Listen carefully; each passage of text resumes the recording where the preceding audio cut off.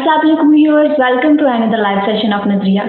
जैसा कि आप सब जानते हैं कि आज की हमारी गेस्ट एक होम्योपैथिक डॉक्टर हैं, डॉक्टर आयशा कंवल, जो पिछले 3 सालों से एज अ होम्योपैथिक अपनी खिदमत अंजाम दे रही हैं।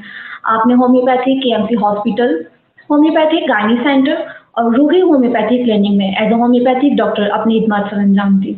Now let's welcome today's guest doctor Ayesha Kanwal. अस्सलाम वालेकुम खदीजा। अस्सलाम वालेकुम। अस्सलाम। वालेकुम अस्सलाम, कैसी हैं आप? मैं बिल्कुल ठीक हूँ अल्हम्दुलिल्लाह।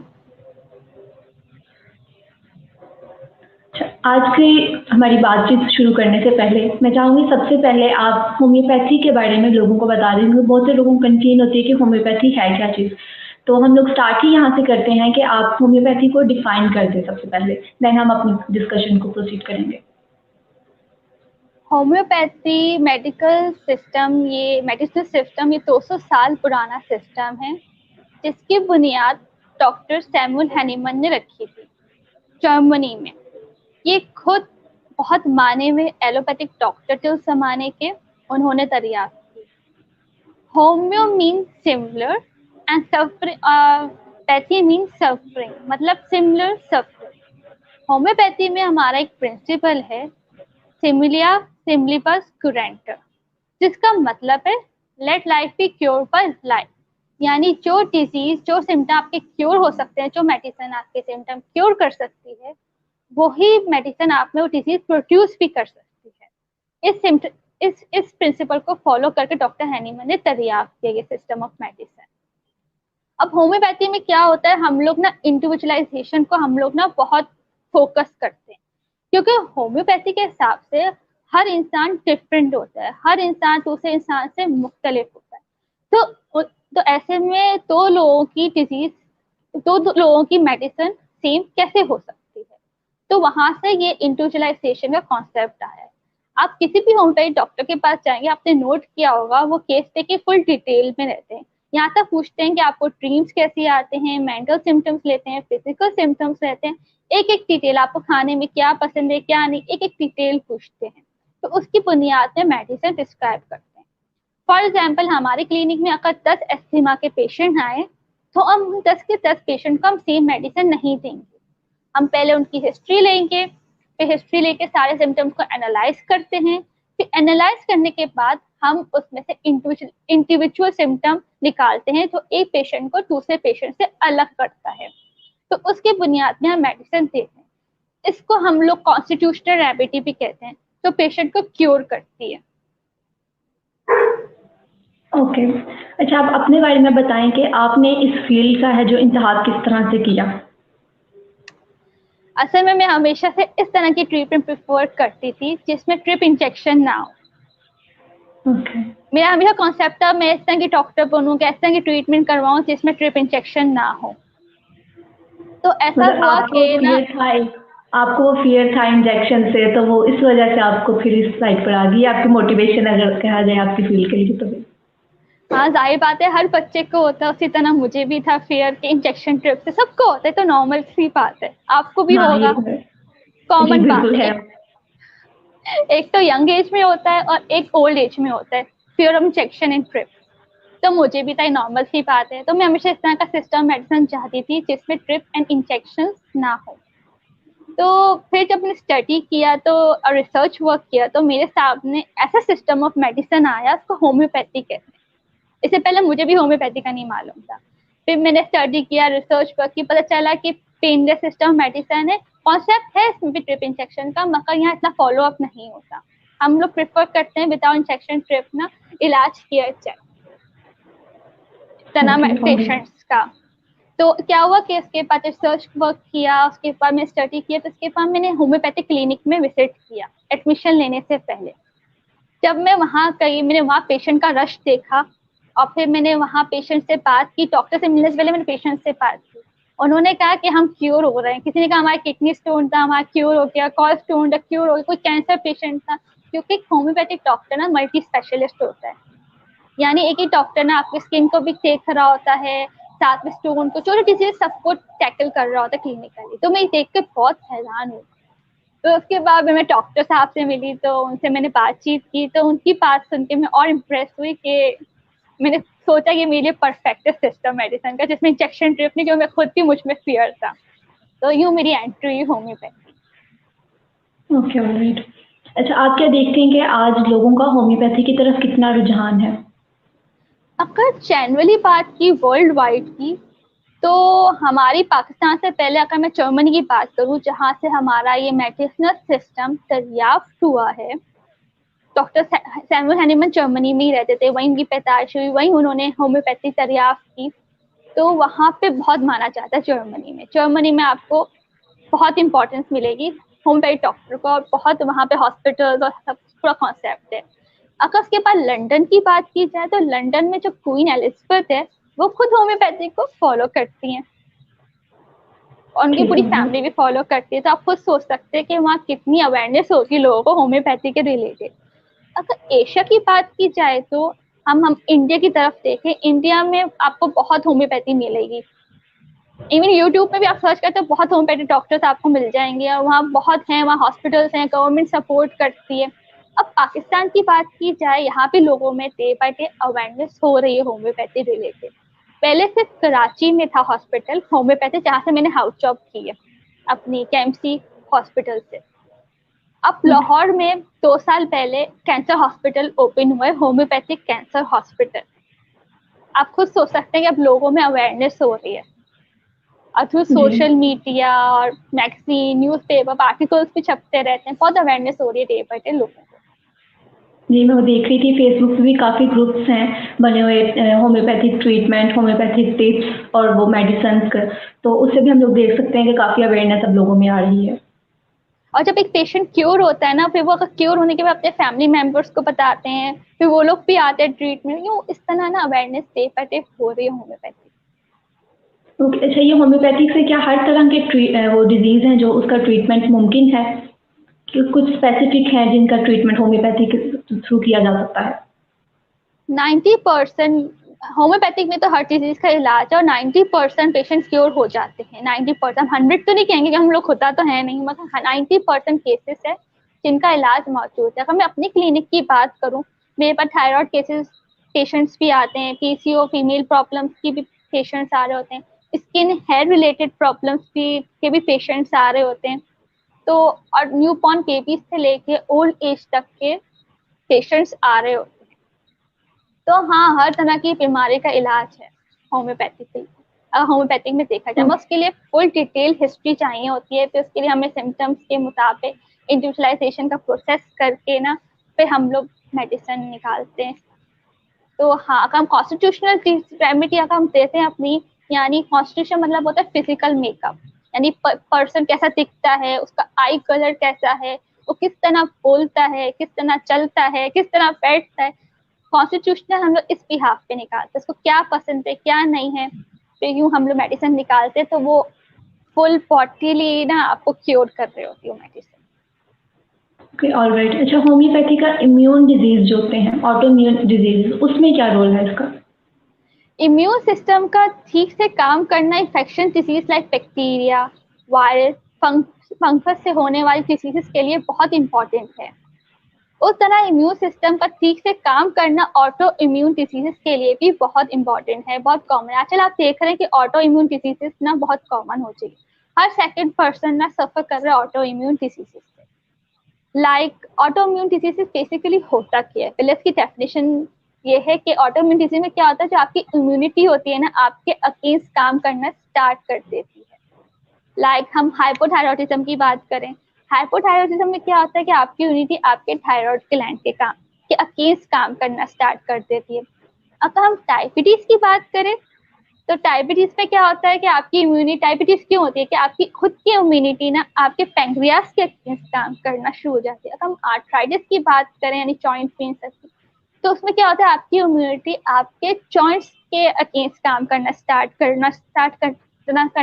देती है। अगर हम मल्टी स्क्लेरोसिस की बात करें, तो उसमें आपकी इम्यूनिटी आपके नर्वस सिस्टम के अगेंस्ट काम करना स्टार्ट कर देती है। अगर हम एलोपैथिक की बात करें, कि एलोपैथी में जनरली ऑटोइम्यून डिजीज का तो कैसे ठीक किया जा सकता है, तो वो बेसिकली स्टेरॉइड्स देते हैं, इम्यूनोमॉड्यूलेटर्स देते हैं, बायोलॉजिकल्स देते हैं, हार्मोन्स देते हैं, लाइक दिए जाते हैं। और उनके लॉन्ग टर्म इफेक्ट्स के बारे में आप सबको मालूमात होगी कि कितने साइड इफेक्ट्स होते हैं। और उसकी वजह से क्या होता है कि मेडिसिन देने वजह से इम्यून सिस्टम सप्रेस हो जाता है। जब इम्यून सिस्टम सप्रेस हो जाता है, उसकी वजह से वायरस, बैक्टीरिया, फंगस आपको इजीली अटैक कर पाते हैं। और अब हम होम्योपैथिक कॉन्सेप्ट देखें, हम होम्योपैथिकली कैसे हम टैकल कर रहे होते हैं। ऑटो इम्यून डिजीज में क्या होता है कि हम ऐसी मेडिसिन देते हैं जो इम्यून सिस्टम को डिरेजमेंट को ठीक करती है और बॉडी के इम्यून सिस्टम को उसके अगेंस्ट काम करने से बंद करती है कि वो अगेंस्ट काम ना करे। और साथ में ऐसी ट्रीटमेंट देते हैं कि जो पहले से जो सप्रेस हो चुके हो symptoms through other system of medicine, उसको भी ठीक किया जा सके। और साथ में हम जब मेडिसिन प्रिस्क्राइब करते हैं तो patient emotional, mental, physical symptoms सामने रखते हैं और उसको उस तरह की मेडिसिन देते हैं जिससे उसकी हेल्थ इम्प्रूव की जा सके। ऑटो इम्यून डिजीज को ठीक करने के लिए कई मेडिसिन की नीड होती है और उसके लिए एक बहुत अच्छा होम्योपैथिक डॉक्टर चाहिए जो इसको हैंडल कर सके, क्योंकि ऑटो इम्यून डिजीज को ठीक करना, बहुत क्योर करना इतना इजी नहीं है जितना लगता है। उसके लिए बहुत अच्छे होम्योपैथिक फिजिशियन की नीड होती है।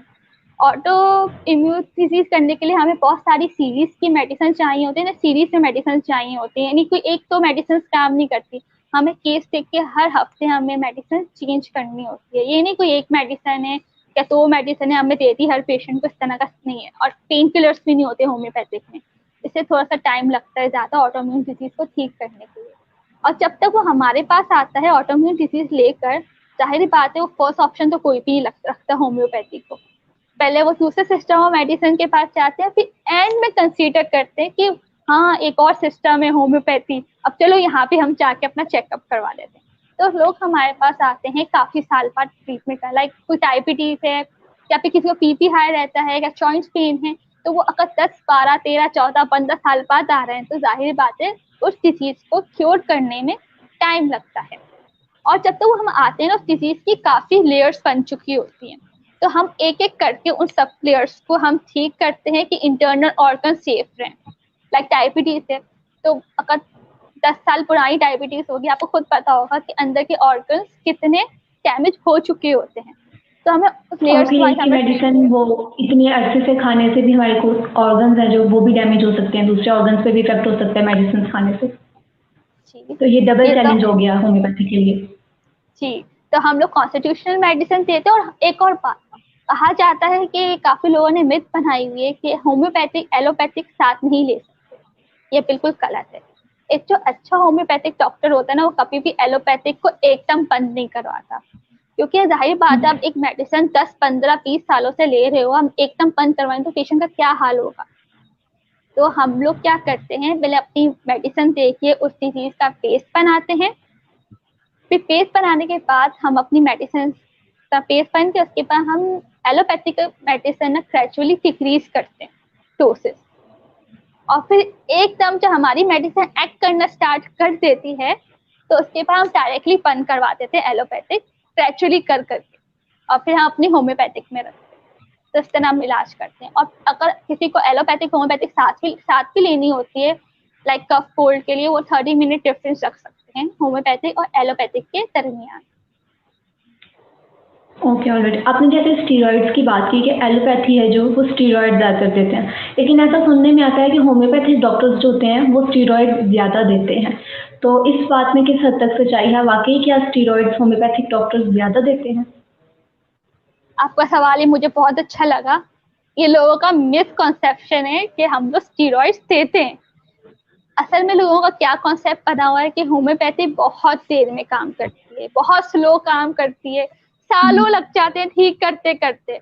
ऐसा होता नहीं, ऐसा सिर्फ क्रॉनिक केसेस में होता है, जब हमारे पास बहुत पुराने पुराने मर्ज आए हुए होते हैं, 10, 15, 30 साल पुराने, उसमें टाइम लेती है। वैसे ऐसा कॉन्सेप्ट नहीं है। लाइक अगर हम अपने बात करें क्लिनिकली की, तो अगर कोई पेशेंट आ गया और हमने उसके सिम्टम्स हार्ट अटैक वाले लग रहे हैं, लाइक किसी को हार्ट अटैक वाले सिम्टम एकदम सही बात, जब इस तरह के सिम्टम्स आते हैं लोग हॉस्पिटल नहीं भागते, वो डायरेक्ट जो आसपास क्लिनिक होती है ना उसके पास लेकर आते हैं, हम इस डॉक्टर की ओपिनियन ले लें, उनको पता भी नहीं होता है कि क्या सिम्टम है क्या नहीं है। तो अगर इस तरह कोई पेशेंट हमारे पास आता है, हम उसको मेडिसिन देते हैं, विद इन 10 to 15 मिनट वो ठीक हो जाता है, उसको बिल्कुल भी पेन महसूस नहीं होता। या फिर हाई पीबी का पेशेंट आ जाए, उसको एकदम फिट्स पड़ रहा है, झटके पड़ रहे हैं, अब जाहिर बात है कोई और क्लिनिक नहीं है, होम्योपैथी डॉक्टर बैठा हुआ है, तो मजबूरन आना पड़ता है ऐसे लोगों को। फिर जब वो देखते हैं कि इतनी जल्दी रिलीफ मिल रहा है, विद इन 10 to 15 मिनट यहाँ पेशेंट के फिट्स खत्म हो गए, पीबी नॉर्मल हो गया, तो फिर उनके माइंड में खुद ही आता है हम स्टेरॉइड्स दे रहे हैं उनको, कि इतनी जल्दी क्योर कैसे किया आपने, ऐसा किया क्या हमारे पेशेंट को, सवाल उठता है ये। तो हम इस तरह के पेशेंट्स को कहते हैं आप जाएं हमारी मेडिसिन लें और लैब टेस्ट करवा लें। अगर आपको उसमें स्टीरॉइड मिल जाए तो फिर आप आके हमसे बात करें। या फिर ऐसे पेशेंट्स होते मतलब हैं, ये एक मिथ है कि उसको स्टीरॉइड दिए जाते हैं। जी ये मिथ है, बिल्कुल मिथ है ये। और क्या भी ऐसे पेशेंट्स होते हैं जिनको 2-3 हफ्ते से खांसी हो रही है, उन्होंने बहुत सारे कफ सिरप्स ले लिए, थक गए, फिर वो कहते हैं चलो होम्योपैथिक के किसी ने एडवाइस करती है, हाँ वहाँ एक फला जगह कोई डॉक्टर बैठता है, उसकी भी दवाई ट्राई कर लो। तो फिर जब वो आते हैं, जब वो मेडिसिन लेते हैं तो उनकी कफ काफी कंट्रोल हो जाती है, उनकी इंटेंसिटी कम हो जाती है, उनके माइंड में भी ये सवाल आ जाता है आपने हमें स्टीरॉइड्स दे दिए। तो ऐसा होता नहीं है कि हम लोग स्टीरॉइड रखते हैं, बिल्कुल नहीं थे। ओके ठीक। अच्छा, जैसे आपने कहा कि एक वो माइंडसेट बना हुआ है कि होम्योपैथी की जो मेडिसिन होती हैं वो देर से उसका इफेक्ट होता है, तो क्या आपने अभी 2-3 केसेस बताए जिससे आपने बताया कि 10 to 15 मिनट्स में आराम आ जाता है, तो सब केसेस में ऐसे ही है क्या कि जल्दी हो जाते हैं, या फिर ऐसे भी कुछ डिजीजेज हैं जिनका कोर्स है जो लंबा होता है, जिसका असर है जो देर से होता है, और जो हाँ, लंबे कोर्सेज हैं वो कितने लंबे होते हैं? 2 तरह की डिजीजेस होती है, एक अक्यूट डिजीज होती है, एक क्रॉनिक डिजीजेस होती है।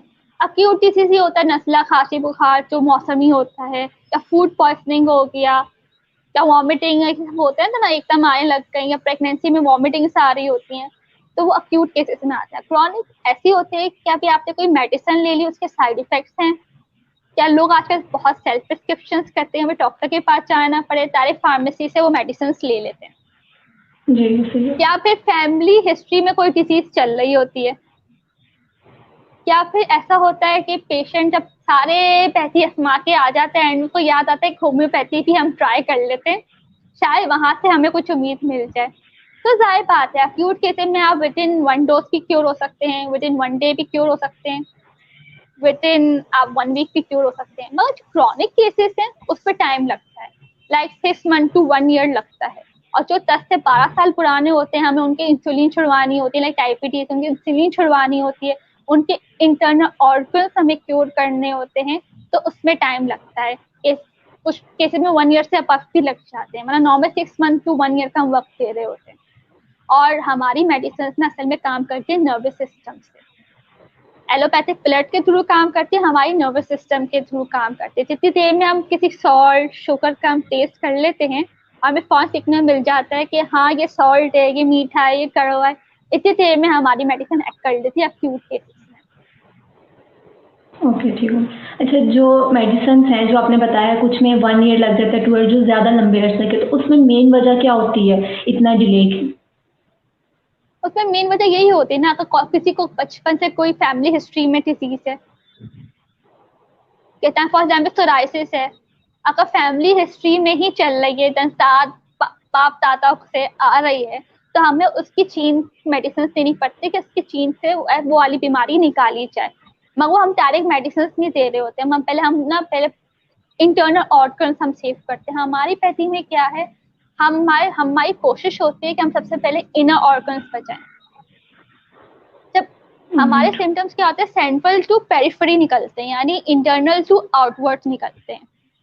और जो होम्योपैथी मेडिसिन यूज करते हैं उन्हें पता होता है कि हाँ स्लाइट एग्रावेशन होता है हमारे पैथी से, अगर वो क्योरिंग की तरफ जा रहे होते हैं, और उस एग्रावेशन को लेके हम होम्योपैथी डॉक्टर भी ना खुश हो जाते हैं कि हमारी मेडिसिन हमारी वर्क कर रही हैं। तो जाहिर बात है जो बहुत पुराने केसेस हैं, जो 10-15-20 सालों से वो इलाज करवा रहे हैं, या फिर कोई बचपन से कोई डिजीज है, उनको एकदम याद आता है, तब मस्कुलर डिस्ट्रॉफी हो गया, उसमें जीन्स म्यूटेशंस में कोई खराबी हो जाती है, तो एकदम पता लगा कि यहाँ 18 साल का बच्चा हो के एकदम पता लगा कि यहाँ होम्योपैथिक में इलाज है, तो जाहिर बात है उसमें तो हमें 2 साल भी लग जाते हैं, क्योंकि मस्कुलर डिस्ट्रॉफी का इलाज करना बहुत आसान बात नहीं है। तो पेशेंट बिल्कुल ही व्हील चेयर पे आ जाता है, हमें उसको खड़ा करना होता है व्हील चेयर से, उसके मसल्स को वापस ग्रोथ लानी होती है। तो जाहिर बात है हर डिजीज का एक अपना लाइफ स्पैन होता है क्रॉनिक केसेस। ओके। जैसे कि अभी कोविड-19 है, तो लोग घरों में काफ़ी प्रिकॉशंस लेते हैं, कुछ लोग मेडिसिन्स भी यूज़ करते हैं एज़ अ प्रिकॉशनरी मेजर। तो इस अरसे में क्या लोगों को होम्योपैथी की जानिब रुझान बढ़ा है? रुझान असल में गवर्नमेंट ने बिल्कुल भी सपोर्ट नहीं किया हम लोगों को होम्योपैथी को कि हम अपनी अवेयरनेस कर पाए। तो हमारे पास बेसिकली क्लिनिकली जो हमारे पास अपने पुराने पेशेंट्स होते हैं जो क्योर होके चले गए या फिर वो हमसे ट्रीटमेंट ले रहे हैं, तो वो हमसे ये सवाल करते हैं कि होम्योपैथिक में ऐसा कोई इलाज है कि प्रिवेंटिव मेडिसिन से कि हम लोग ठीक हो जाएं। तो उसमें हमारे जो डॉक्टर हैनीमन थे, जब उन्होंने सिस्टम दरियाफ्त किया था तो उनकी बेटी थी ना, उनका डेथ हो गई थी। फिर जाकर उन्होंने रिसर्च वर्क की और फिर जाके होम्योपैथिक उन्हें दरियाफ्त की। तो उस टाइम जो उन्होंने दरियाफ्त की थी मेडिसिन, वही मेडिसिन हम यूज कर रहे हैं कोरोना पेशेंट पे जो प्रिवेंटिव। और अल्हम्दुलिल्लाह हमें पॉजिटिव रिजल्ट मिले। जो मेरे पेशेंट है मुझे उनके कोई भी पॉजिटिव नहीं मिले रिजल्ट। मेरे कोरोना टेस्ट करवाए भी काफी पेशेंट्स के, मगर मुझे कोई पॉजिटिव रिजल्ट नहीं मिले। मतलब ये कि ओके, ऑलराइट। पॉजिटिव नहीं मिला कोरोना, यानी मेरी बैटरी ने सही काम किया, पॉजिटिव वो नहीं मिले। Okay, alright. अच्छा, इन हालात में आप लोगों को क्या मशवरा देंगी कि क्या वो टिप्स हों, होम्योपैथिक टिप्स हों जो कि वो घरों में यूज़ करें ताकि वो इस कोरोना से बच सकें? और किन चीज़ों का इस्तेमाल से वो गुरेज़ करें? सबसे पहले ये होता है कि हेल्थी डाइट को फॉलो करें। लाइक लोग क्या कर रहे हैं, घर में हम लेट बैठे हुए भी जंक फूड्स खा रहे हैं, वो कोरोना के ज़माने में भी, तो वो गलत है। हेल्थी डाइट को फॉलो करें, प्रॉपर नींद लें, एक्सरसाइज करें, घर में है तो थोड़ी बहुत एक्सरसाइज करें, और एसओपीज जो गवर्नमेंट ने बताए उसको फॉलो अप करें। तो फिर हेल्थी लाइफस्टाइल और डाइट में अगर वो हनी लें, फ्रेश वेजिटेबल्स लें, बॉयल एग लें, योगर्ट लें, तो ओह! इस तरह की हेल्थी, और पानी ज़्यादा से ज़्यादा पिएँ। तो मगर एसओपीज को फॉलो करेंगे तो जाहिर बात है प्रिवेंट होंगे, जो पापा गवर्नमेंट ऐलान कर रही है। ऑलराइट। अच्छा, जैसे कि एलोपैथी है उसके कई साइड इफ़ेक्ट्स होते हैं। तो इसी तरह से अगर हम कोई होम्योपैथिक मेडिसिन है वो जैसे कि आपने बताया कि कुछ डिज़ीज़ेज़ होती हैं जिनका वो टाइम स्पैन है जो ज़्यादा लंबा होता है। तो अगर इतने अरसे तक हम मेडिसिन वो यूज़ करें तो क्या उसके कोई साइड इफ़ेक्ट हो सकते हैं? ऐसा पॉसिबल है कि होम्योपैथी के कोई साइड इफ़ेक्ट्स हों? जाहिर बात है आप कोई भी मेडिसिन पिक प्रिस्क्रिप्शन किसी भी पैथी की आप पिक प्रिस्क्रिप्शन के आप लेंगे, सेल्फ मेडिकेशन करेंगे, उसके कोई ना कोई साइड इफेक्ट तो होंगे। अब लोग समझते हैं इसके कोई साइड इफेक्ट नहीं है। हाँ, साइड इफेक्ट नहीं है, मगर हम लोग क्या होता है वो मेडिसिन से प्रूविंग होना शुरू हो जाती है पेशेंट में, क्योंकि जिस तरह मैंने पहले बताया है कि जो मेडिसिन आपको क्योर कर सकती है, अगर आप गलत मेडिसिन लेंगे तो वो प्रूविंग करना स्टार्ट कर देगी आपने। जब भी हम लोग ने इंडिविजुअलाइजेशन का प्रोसेस है, हम उसके थ्रू हम इलाज कर रहे होते हैं। तो ज़ाहिर बात है आप कोई भी अगर प्रिस्क्रिप्शन लेंगे तो उसके साइड इफेक्ट्स तो होने। लाइक अगर हम ओके, शुगर ऑलराइट। ज़्यादा ले लेते हैं घर में, चीनी, उसके भी साइड इफेक्ट हैं। हम नमक ज़्यादा ले रहे हैं, उसके साइड इफेक्ट हैं। फिर तो ये मेडिसिन है ना, तो उसके भी ऑब्वियसली होते हैं। Self prescription okay. कभी भी नहीं करनी चाहिए। जैसे आपने पहले बताया कि आप कोई भी मेडिसिन है जो लॉन्ग टाइम के लिए नहीं देती, वो मेडिसिन आपकी चेंज होती रहती है।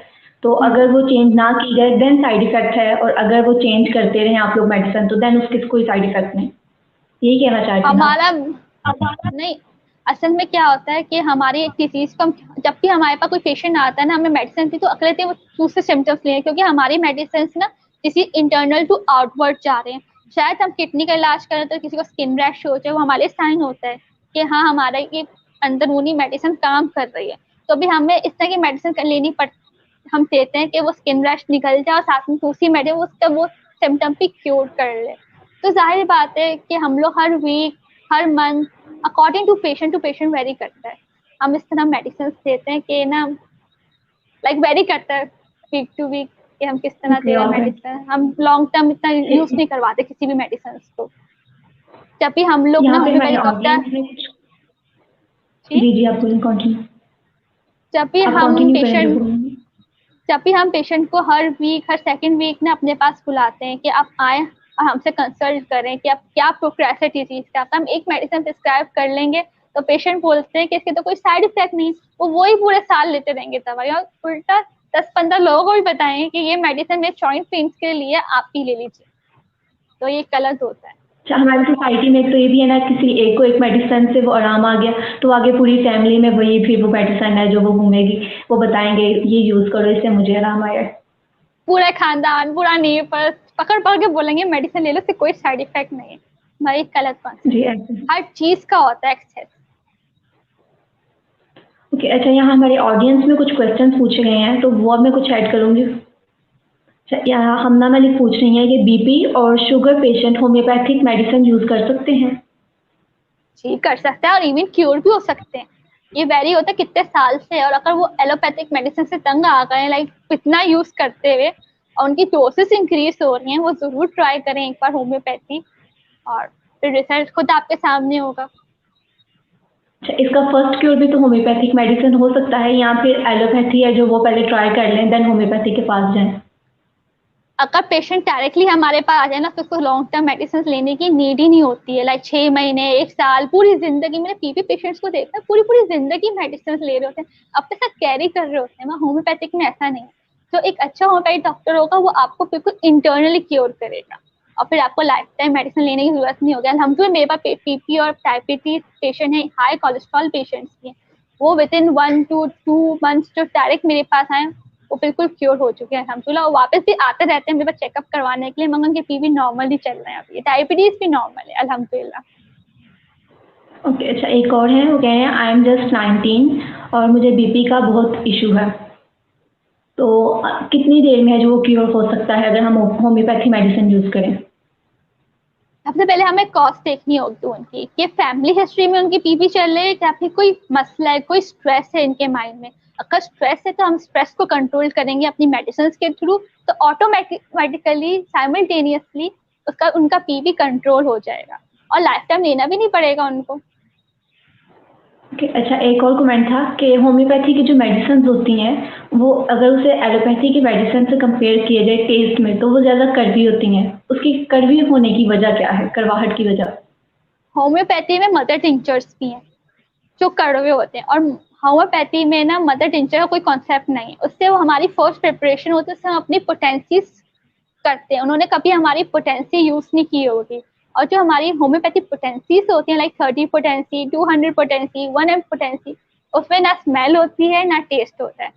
और जो मदर टिंचर्स होते हैं ब्राउन कलर के, वो हमारा होम्योपैथिक कॉन्सेप्ट नहीं है, वो हर्बल कॉन्सेप्ट की तरफ आ जाता है, क्योंकि वो हर्ब से हम लोग कर रहे होते हैं, फर्स्ट प्रिपरेशन बना रहे होते हैं। हमारा कॉन्सेप्ट है पोटेंटाइजेशन का, जो 30, 200, 1 M CM होती है, तो हम पेशेंट के अकॉर्डिंग 1X होती है, 2X होती है, तो हम पेशेंट के अकॉर्डिंगली दे रहे होते हैं। उन्होंने मदर टिंचर्स ली होंगी जो कड़वी होती हैं बहुत। Ok, alright. अच्छा यहाँ पे एक और क्वेश्चन किया गया है, how to cure PCOS? PCOS homeopathy में के पहले जरिए पीसीओज को। पीसीओएस में पहले हम लोग टेस्ट करवाते हैं, पीसीओएस आते हैं, फिर हम अंडरलाइन कॉसेस देखते हैं, क्या कॉज है फैमिली हिस्ट्री में, क्या आपको स्ट्रेस है, क्या है। फिर हमारा 6 मंथ का कोर्स होता है, वेरीज होते हैं कितने फॉलिकल्स है उनकी ओवरी में, एक ओवरी में है क्या दोनों ओवरी में, और इसकी कोई स्पेसिफिक मेडिसिन नहीं, हम लोग कॉन्स्टिट्यूशन के हिसाब से देते हैं मेडिसिन। उसके लिए हमें पूरी डिटेल हिस्ट्री चाहिए होगी, उनके माइंड सिम्टम, वो किस तरह बोलते हैं, किस तरह बैठ रहे हैं, किस तरह चल रहे हैं, तो पूरे हम सिम्टम नोट डाउन करते हैं।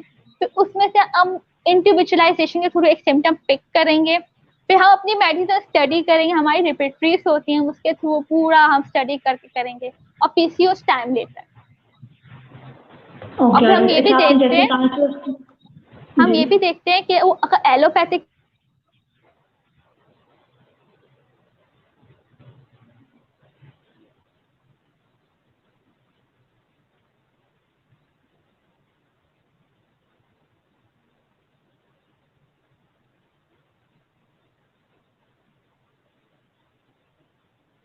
आई थिंक कैमरा तो कोई इशू हो गया हमारे गेस्ट का, मैं दोबारा से उनसे कांटेक्ट करती हूँ। तब तक आप लोग अपने क्वेश्चंस जो हैं वो कमेंट करें, मैं नोट कर लूँगी, देन जैसे ही हमारी गेस्ट वापस आती हैं तो आपके जो क्वेश्चंस हैं उनसे किए जाएंगे, उनके आंसर्स दे दिए जाएंगे।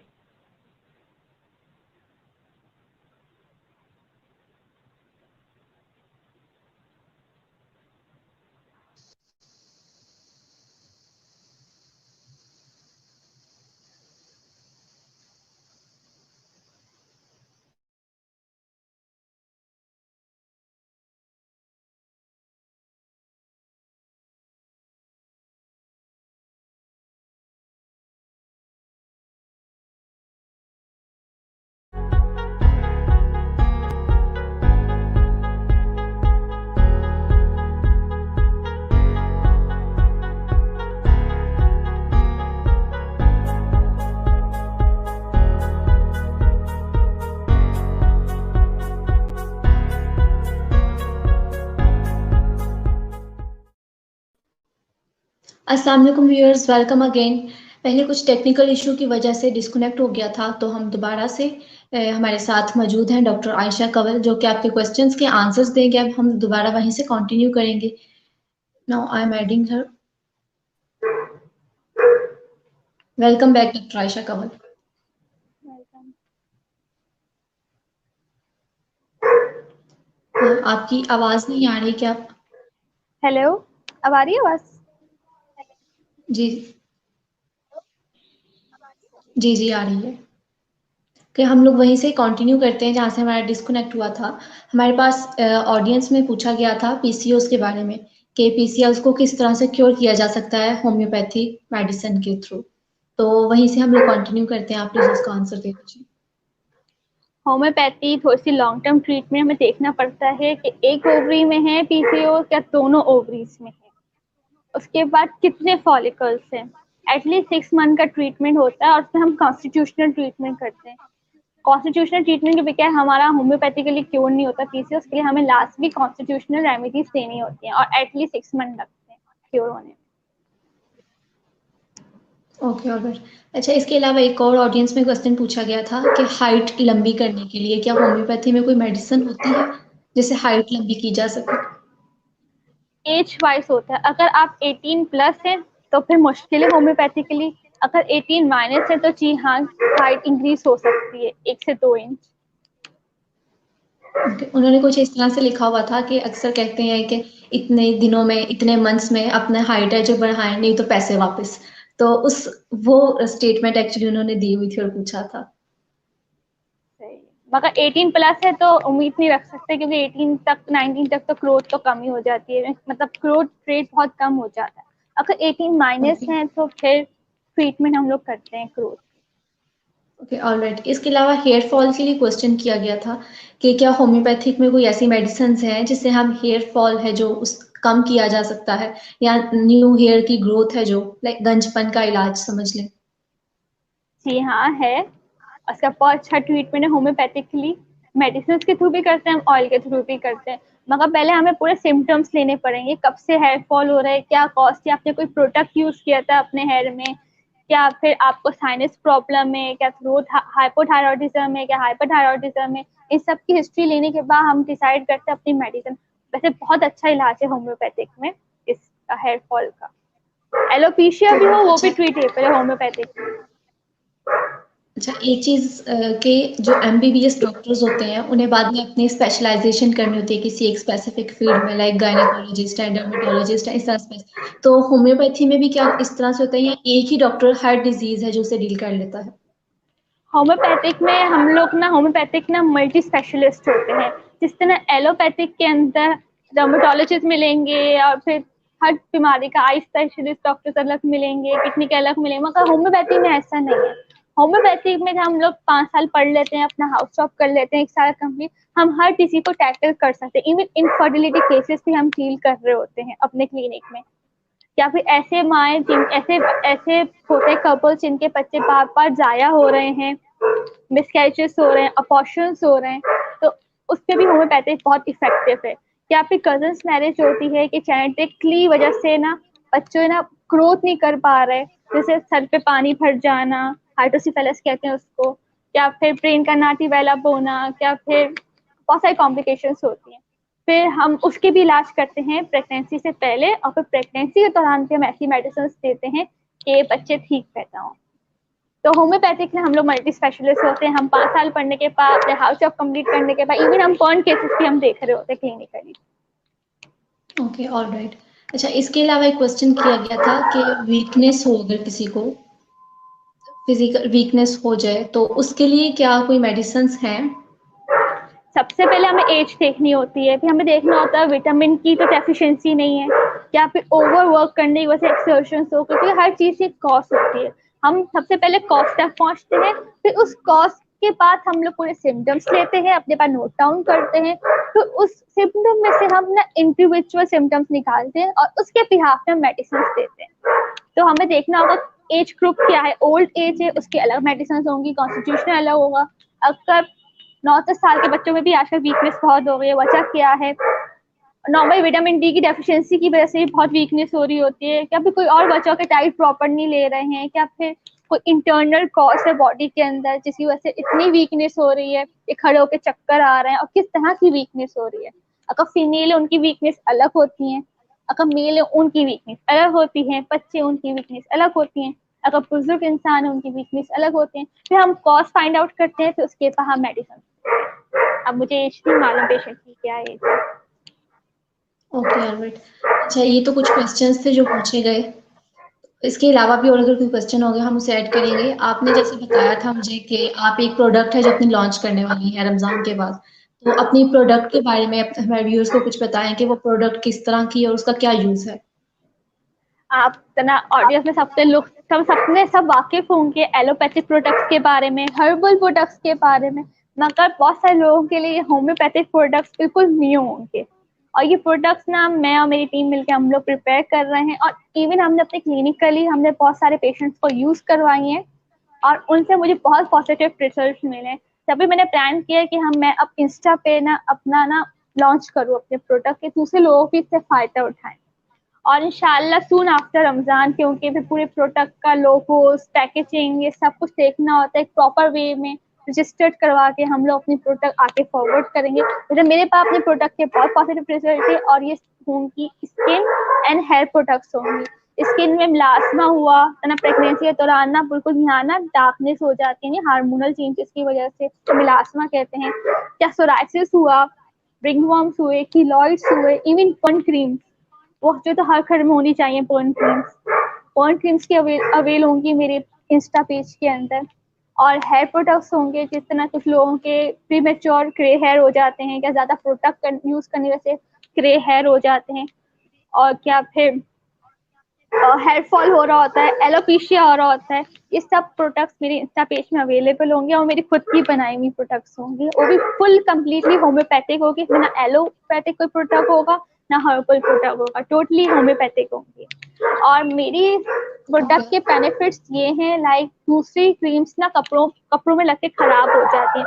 अब किसी को एक्जिमा है कि समझो इस हाथ में या इस हाथ में पाँव में, तो वो क्रीम लगा के ऑफिस जाएं कि अपने काम में जाएं तो उनके कपड़े खराब हो जाते हैं। मेरी स्क्रीन के इतने स्मूथ और थिन फिल्म होगी, लेयर होगी, बिल्कुल एब्जॉर्ब हो जाए स्किन में, और ना कपड़े बिल्कुल भी खराब नहीं होंगे। मेरी प्रोडक्ट्स ऐसी, और ना उसमें से स्मेल आएगी, और ना वो उसके क्रीम्स के मुझे बहुत पॉजिटिव रिव्यूज मिले अपने। जब मैंने प्लान किया कि मैं इंस्टा पे स्टार्ट करती हूँ अपना पेज, अपने प्रोडक्ट का फिर प्रॉपर लोगो, पैकेजिंग, और फिर और उसकी लिंक नीचे डिस्क्रिप्शन बॉक्स में मौजूद होगी। ये जितने भी प्रोडक्ट्स आपके पेज पे अवेलेबल होंगे, उसके लिए क्या लोगों को आपसे पहले वो लेनी पड़ेगी कि प्रिकॉशंस के किस तरह से उसको यूज करें? आप पहले फुल ट्रीटमेंट जिस तरह से एक पेशेंट का करते हैं उसके बाद उसे सजेस्ट करते हैं, इस तरह से देंगे कि कोई भी उसको ले सकता है? एक तो वो जनरली मैं तरफ करूंगी अपने इंस्टा पेज में लॉन्च, और कुछ लोग बहुत कंसर्न होते हैं अपने स्किन हेल्थ के रिलेटेड। वो कहते हैं हम क्यों इतना होता है, हम प्रोडक्ट यूज, क्योंकि मैं डॉक्टर हूँ, कोई फार्मासिस्ट नहीं हूँ कि सिर्फ अपने प्रोडक्ट लॉन्च कर रही हूँ, मैं डॉक्टर हूँ होम्योपैथिक।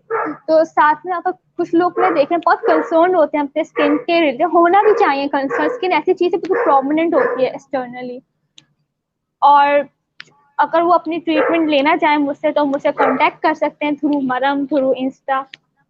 है मैं उनको उनके स्किन के मुताबिक, उनके स्किन टोन के हिसाब से उनको मैं खुद क्रीम बना के अवेलेबल करूंगी। ये कुछ लोगों की ऑयली स्किन होती है, ड्राई स्किन होती है, किसी नॉर्मल स्किन होती है, ये सब प्रोडक्ट्स तो होंगे पेज में, मगर अगर किसी को मुझसे बिल्कुल कंसल्ट करने के बाद मुझसे प्रोडक्ट लेना हो तो वो जरूर मुझे कॉन्टेक्ट कर सकते हैं थ्रू मरम। जी, ऑल ओवर पाकिस्तान अवेलेबल होंगी? हाँ, ऑल ओवर पाकिस्तान होंगे, full all over Pakistan, Islamabad, Pakistan, मतलब कराची, हैदराबाद, जो जो जगह है हर जगह जो भी ऑर्डर प्लेस करेगा उसको अवेल करती जाएंगे। टोटल आपकी कितनी प्रोडक्ट्स होंगी इसमें? अभी तो मैं काम कर रही हूँ, मैंने काउंट नहीं किया, अभी मेरे माइंड में काफी प्रोडक्ट्स होंगी, मगर जैसे ही लॉन्च होंगी वो सब मेरे पेज में पूरा डिस्क्रिप्शन होगा उसका। ओके, हम अपनी ऑडियंस के साथ ये भी बता दें कि इनके पेज का फेसबुक पेज, इंस्टा पेज, उसका लिंक डिस्क्रिप्शन बॉक्स में अवेलेबल है। अगर कोई भी इनसे कांटेक्ट करना चाहे, मेडिसिन के अबाउट या फिर कोई वैसे उन्होंने कुछ पूछना हो इनसे तो वहाँ पे कांटेक्ट कर सकते हैं, और साथ इनकी मरहम की आइडिया जो वो भी डिस्क्रिप्शन में ऐड होगी, वहाँ पर भी आप इनसे कांटेक्ट कर सकते हैं। ओके, यहाँ पे एक और क्वेश्चन ऐड हुआ है कि क्या ऑनलाइन हाइट के लिए भी मेडिसिन आपके पास अवेलेबल होगी जो कि हम लोग ऑनलाइन ऑर्डर कर सकें? मगर उसके लिए प्रॉपर हाइट इंक्रीज कंसल्टेशन की करने के नीड लिए। होगी।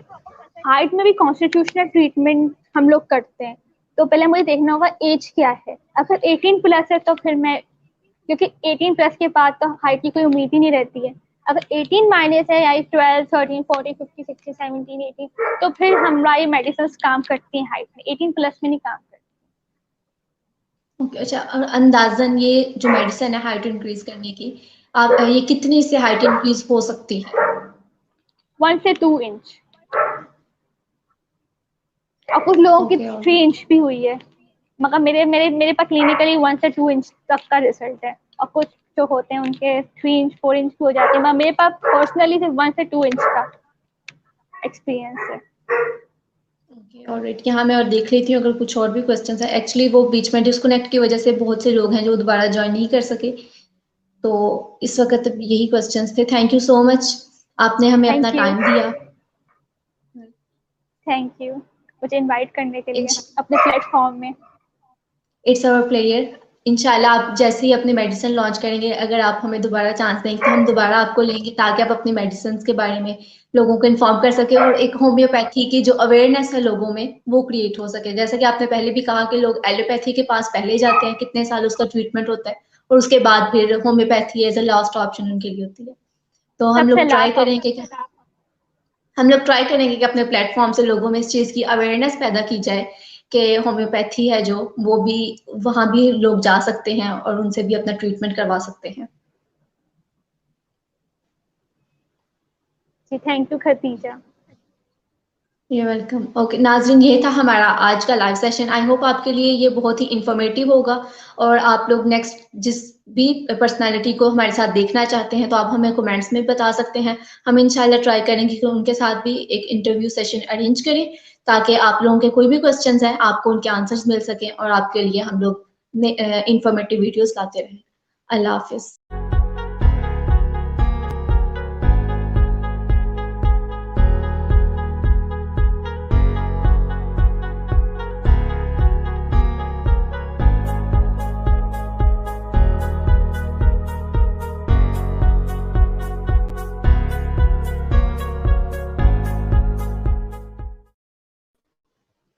अस्सलाम वालेकुम व्यूअर्स, वेलकम अगेन। पहले कुछ टेक्निकल इशू की वजह से डिस्कनेक्ट हो गया था, तो हम दोबारा से हमारे साथ मौजूद हैं डॉक्टर आयशा कंवल, जो कि आपके क्वेश्चंस के आंसर्स देंगे। अब हम दोबारा वहीं से कंटिन्यू करेंगे। Now I am adding her. Welcome back doctor Ayesha Kanwal.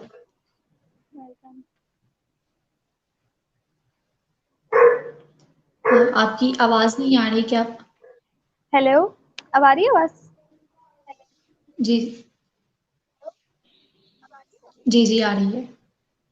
कि हम लोग वहीं से कंटिन्यू करते हैं जहाँ से हमारा डिस्कनेक्ट हुआ था। हमारे पास ऑडियंस में पूछा गया था पीसीओएस के बारे में, कि पीसीओएस को किस तरह से क्योर किया जा सकता है होम्योपैथिक मेडिसिन के थ्रू। तो वहीं से हम लोग कंटिन्यू करते हैं, आप प्लीज उसका आंसर दे दीजिए। होम्योपैथी थोड़ी सी लॉन्ग टर्म ट्रीटमेंट में देखना पड़ता है कि एक ओवरी में है पीसीओएस या दोनों ओवरीज में है, उसके बाद कितने फॉलिकल्स हैं। एटलीस्ट 6 मंथ का ट्रीटमेंट होता है, और उसमें हम कॉन्स्टिट्यूशनल ट्रीटमेंट करते हैं। कॉन्स्टिट्यूशनल ट्रीटमेंट के बगैर हमारा होम्योपैथिकली क्योर नहीं होता पीसीओएस के लिए, हमें लास्ट भी कॉन्स्टिट्यूशनल रेमेडीज देनी होती हैं, और एटलीस्ट 6 मंथ लगते हैं क्योर होने में। Okay, alright. अच्छा, इसके अलावा एक और ऑडियंस में क्वेश्चन पूछा गया था कि हाइट लंबी करने के लिए क्या होम्योपैथी में कोई मेडिसिन होती है जिससे हाइट लंबी की जा सके? एज वाइज होता है। अगर आप 18 प्लस हैं तो फिर मुश्किल है होम्योपैथिकली। अगर 18 माइनस है तो जी हाँ, हाइट इंक्रीज हो सकती है 1 से 2 इंच। उन्होंने कुछ इस तरह से लिखा हुआ था कि अक्सर कहते हैं कि इतने दिनों में, इतने मंथ्स में अपना हाइट है जो बढ़ाएं, नहीं तो पैसे वापस। तो उस वो स्टेटमेंट एक्चुअली उन्होंने दी हुई थी और पूछा था। सही। मगर 18 प्लस है तो उम्मीद नहीं रख सकते, क्योंकि 18 तक 19 तक तो ग्रोथ तो कम ही हो जाती है, मतलब ग्रोथ रेट बहुत कम हो जाता है। अगर 18 माइनस ओके है तो फिर ट्रीटमेंट हम लोग करते हैं ग्रोथ। Okay alright. इसके अलावा हेयर फॉल के लिए क्वेश्चन किया गया था कि क्या होम्योपैथिक में कोई ऐसी मेडिसिन हैं जिससे हम हेयर फॉल है जो उस कम किया जा सकता है, या न्यू हेयर की ग्रोथ है जो लाइक गंजपन का इलाज समझ लें। जी हाँ है, उसका बहुत अच्छा ट्रीटमेंट है होम्योपैथिकली। मेडिसिन के थ्रू भी करते हैं हम, ऑयल के थ्रू भी करते हैं, मगर पहले हमें पूरे सिम्टम्स लेने पड़ेंगे, कब से हेयर फॉल हो रहा है, क्या कॉज थी, आपने कोई प्रोडक्ट यूज किया था अपने हेयर में, क्या फिर आपको साइनस प्रॉब्लम है, क्या थ्रोट हाइपोथायरॉयडिज्म है, क्या हाइपरथायरॉयडिज्म है। इन सब की हिस्ट्री लेने के बाद हम डिसाइड करते हैं अपनी मेडिसिन। वैसे बहुत अच्छा इलाज है होम्योपैथिक में इस हेयर फॉल का। एलोपेशिया तो भी हो वो भी अच्छा ट्रीटेबल है होम्योपैथिक में। अच्छा, एक चीज के जो एमबीबीएस डॉक्टर्स होते हैं उन्हें बाद में अपनी स्पेशलाइजेशन करनी होती है किसी एक स्पेसिफिक फील्ड में, लाइक गायनेकोलॉजिस्ट है, डर्मेटोलॉजिस्ट है, इस तरह से। तो होम्योपैथी में भी क्या इस तरह से होता है, या एक ही डॉक्टर हर डिजीज है जो उसे डील कर लेता है? होम्योपैथिक में हम लोग ना होम्योपैथिक ना मल्टी स्पेशलिस्ट होते हैं। जिस तरह एलोपैथिक के अंदर डर्मेटोलॉजिस्ट मिलेंगे और फिर हर बीमारी का आई स्पेशलिस्ट डॉक्टर्स अलग मिलेंगे, किडनी के अलग मिलेंगे, मगर होम्योपैथी में ऐसा नहीं है। होम्योपैथिक में हम लोग 5 साल पढ़ लेते हैं, अपना हाउस जॉब कर लेते हैं 1 साल कंप्लीट, हम हर किसी को टैकल कर सकते हैं। इवन इनफर्टिलिटी केसेस भी हम डील कर रहे होते हैं अपने क्लिनिक में। या फिर ऐसे माए जिन ऐसे ऐसे होते कपल्स जिनके बच्चे बार बार जाया हो रहे हैं, मिसकैरेजेस हो रहे हैं, अपॉर्शंस हो रहे हैं, तो उस पर भी होम्योपैथिक बहुत इफेक्टिव है। कि आपकी कजन्स मैरिज होती है कि जेनेटिकली वजह से ना बच्चों ना ग्रोथ नहीं कर पा रहे, जैसे सर पे पानी भर जाना, हाइड्रोसिफेलस कहते हैं उसको, या फिर ब्रेन का ना डेवलप होना, या फिर बहुत सारी कॉम्प्लिकेशंस होती हैं। फिर हम उसके भी इलाज करते हैं प्रेगनेंसी से पहले, और फिर प्रेगनेंसी के दौरान भी हम ऐसी मेडिसिन देते हैं कि बच्चे ठीक पैदा हों। तो होम्योपैथिक में हम लोग मल्टी स्पेशलिस्ट होते हैं। हम 5 साल पढ़ने के बाद, अपने हाउस जॉब कंप्लीट करने के बाद, इवन हम बर्न केसेस भी हम देख रहे होते हैं क्लिनिकली। Okay alright. अच्छा, इसके अलावा एक क्वेश्चन किया गया था कि वीकनेस हो, अगर किसी को फिजिकल वीकनेस हो जाए तो उसके लिए क्या कोई मेडिसिन हैं?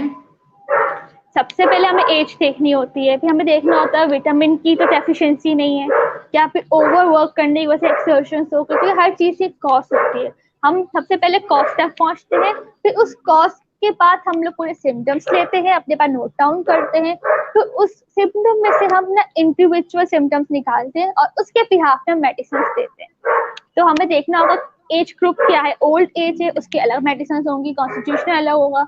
अगर 9 10 साल के बच्चों में भी आजकल वीकनेस बहुत हो गई है, वजह क्या है, नॉर्मल विटामिन डी की डेफिशिएंसी की वजह से भी बहुत वीकनेस हो रही होती है, क्या फिर कोई और बच्चों के डाइट प्रॉपर नहीं ले रहे हैं, क्या फिर कोई इंटरनल कॉज है बॉडी के अंदर जिसकी वजह से इतनी वीकनेस हो रही है, ये खड़े होकर चक्कर आ रहे हैं, और किस तरह की वीकनेस हो रही है। अगर फीमेल है उनकी वीकनेस अलग होती है, अगर मेल है उनकी वीकनेस अलग होती है, बच्चे उनकी वीकनेस अलग होती है, अगर बुजुर्ग इंसान है उनकी वीकनेस अलग होती है। फिर हम कॉज फाइंड आउट करते हैं, फिर उसके बाद हम मेडिसिन। अब मुझे एज नहीं मालूम पेशेंट की क्या एज है। Okay alright. अच्छा, ये तो कुछ क्वेश्चंस थे जो पूछे गए। इसके अलावा भी और अगर कोई क्वेश्चन हो गया हम उसे ऐड करेंगे। आपने जैसे बताया था मुझे कि आप एक प्रोडक्ट है जो अपनी लॉन्च करने वाली है रमजान के बाद, तो अपनी प्रोडक्ट के बारे में हमारे व्यूअर्स को कुछ बताएं कि वो प्रोडक्ट किस तरह की है और उसका क्या यूज है। आप तना ऑडियंस में सबसे लोग सब वाकिफ होंगे एलोपैथिक प्रोडक्ट्स के बारे में, हर्बल प्रोडक्ट्स के बारे में, मगर बहुत सारे लोगों के लिए होम्योपैथिक प्रोडक्ट्स बिल्कुल न्यू होंगे। और ये प्रोडक्ट्स ना मैं और मेरी टीम मिलकर हम लोग प्रिपेयर कर रहे हैं, और इवन हमने अपने क्लिनिकली हमने बहुत सारे पेशेंट्स को यूज करवाई हैं, और उनसे मुझे बहुत पॉजिटिव रिजल्ट मिले। तभी मैंने प्लान किया कि मैं अब इंस्टा पे ना अपना ना लॉन्च करूँ अपने प्रोडक्ट के, दूसरे लोग भी इससे फायदा उठाएं। और इंशाल्लाह सून आफ्टर रमजान, क्योंकि फिर पूरे प्रोडक्ट का लोगोस पैकेजिंग ये सब कुछ देखना होता है, एक प्रॉपर वे में रजिस्टर्ड करवा के हम लोग अपनी प्रोडक्ट आके फॉरवर्ड करेंगे। जैसे मेरे पास अपने प्रोडक्ट के बहुत पॉजिटिव रिजल्ट है, और ये होंगी स्किन एंड हेयर प्रोडक्ट्स होंगी।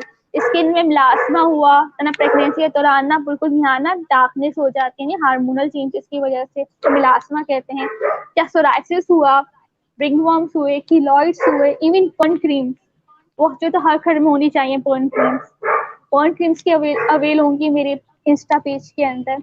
और हेयर प्रोडक्ट्स होंगे, जिस तरह कुछ लोगों के प्री मेच्योर ग्रे हेयर हो जाते हैं, क्या ज़्यादा प्रोडक्ट यूज़ करने वजह से ग्रे हेयर हो जाते हैं, और क्या फिर हेयर फॉल हो रहा होता है, एलोपेशिया हो रहा होता है, ये सब प्रोडक्ट्स मेरे इंस्टा पेज में अवेलेबल होंगे और मेरी खुद की बनाई हुई प्रोडक्ट्स होंगी। वो भी फुल कंप्लीटली होम्योपैथिक होगी, इसमें ना एलोपैथिक कोई प्रोडक्ट होगा ना हर्बल प्रोडक्ट होगा, टोटली होम्योपैथिक होंगी।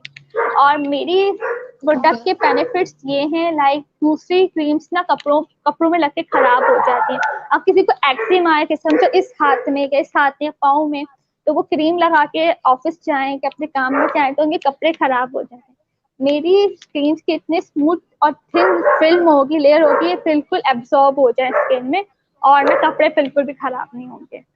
मेरी प्रोडक्ट्स ऐसी और ना उसमें से स्मेल आएगी और ना वो उसके क्रीम्स के मुझे बहुत पॉजिटिव रिव्यूज मिले हैं। अपने कभी मैंने प्लान किया कि मैं इंस्टा पे स्टार्ट करती हूँ अपना पेज, अपने प्रोडक्ट का भी प्रॉपर लोगो, पैकेजिंग और फिर और उसकी लिंक नीचे ये जितने डिस्क्रिप्शन भी बॉक्स में प्रोडक्ट्स मौजूद होंगे, होगी। ये जी जितने भी प्रोडक्ट्स आपके पेज पे अवेलेबल होंगे, उसके लिए क्या लोगों को आपसे पहले वो लेनी पड़ेगी कि प्रिकॉशंस के किस तरह से उसको यूज करें? आप पहले फुल ट्रीटमेंट जिस तरह से एक पेशेंट का करते हैं, उसके बाद उसे सजेस्ट करते हैं, इस तरह से देंगे कि कोई भी उसको ले सकता है?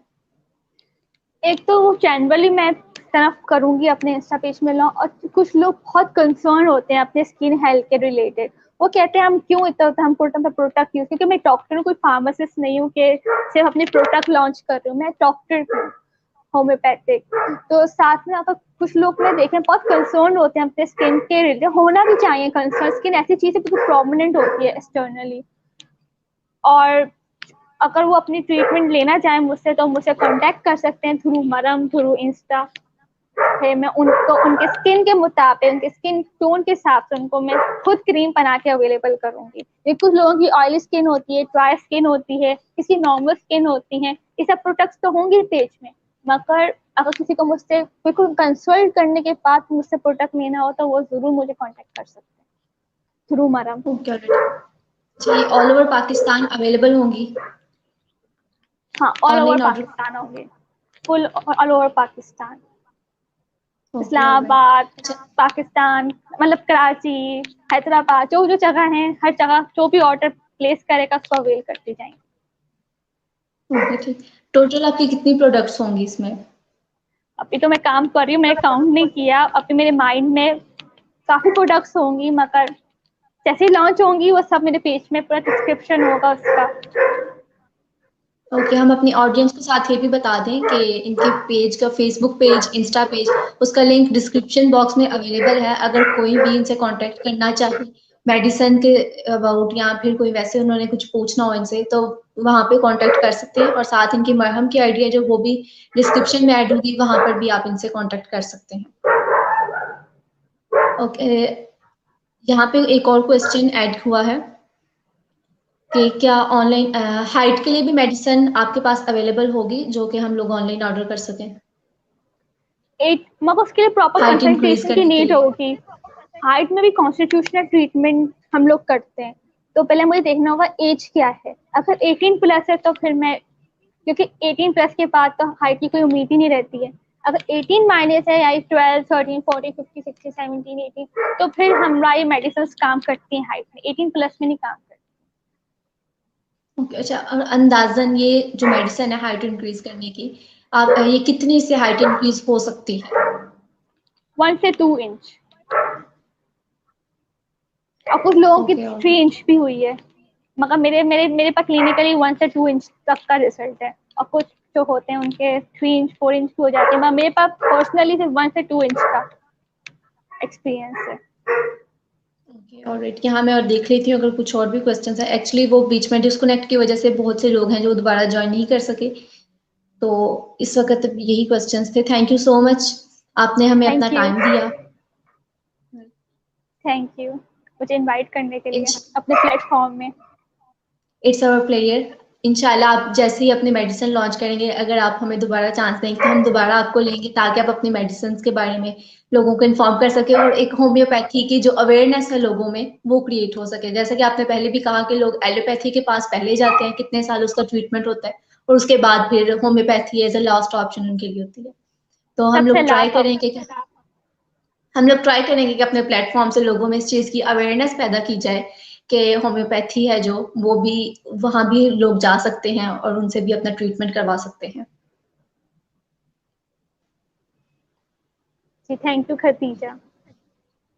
ये वेलकम। ओके नाज़रीन, ये था हमारा आज का लाइव सेशन। आई होप आपके लिए ये बहुत ही इंफॉर्मेटिव होगा और आप लोग नेक्स्ट जिस भी पर्सनालिटी को हमारे साथ देखना चाहते हैं तो आप हमें कमेंट्स में बता सकते हैं। हम इंशाल्लाह ट्राई करेंगे कि उनके साथ भी एक इंटरव्यू सेशन अरेंज करें ताकि आप लोगों के कोई भी क्वेश्चंस हैं आपको उनके आंसर्स मिल सकें और आपके लिए हम लोग इंफॉर्मेटिव वीडियोस लाते रहें।